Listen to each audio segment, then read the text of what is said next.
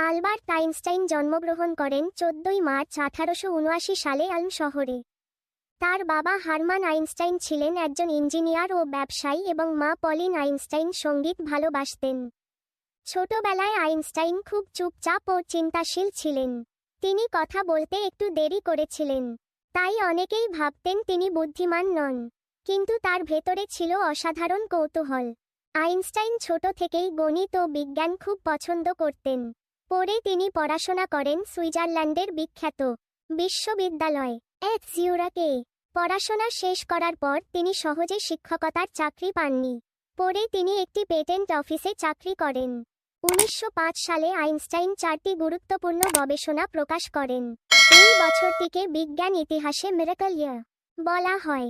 এই সময়ে তিনি বিখ্যাত সমীকরণ দেন, E = mc বর্গ। এর মাধ্যমে তিনি দেখান যে ভর, মাস ও শক্তি, এনার্জি, একে অপরের সাথে সম্পর্কিত।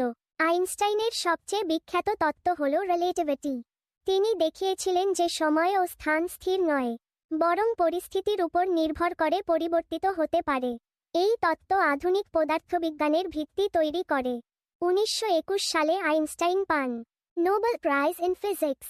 তিনি এই পুরস্কার পান ফটোইলেকট্রিক এফেক্ট আবিষ্কারের জন্য, যা পরে আধুনিক প্রযুক্তিতে খুব গুরুত্বপূর্ণ হয়ে ওঠে। জার্মানিতে নাৎসি শাসন শুরু হলে তিনি দেশ ছেড়ে ইউনাইটেড স্টেটসে চলে যান এবং সেখানেই বসবাস করেন।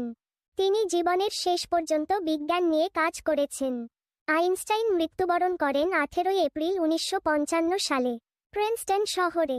আইনস্টাইনের জীবন থেকে শিক্ষা: কৌতূহল মানুষকে বড় আবিষ্কার করতে সাহায্য করে। ব্যর্থতা সাফল্যের পথ। নতুনভাবে চিন্তা করা সবচেয়ে বড় শক্তি।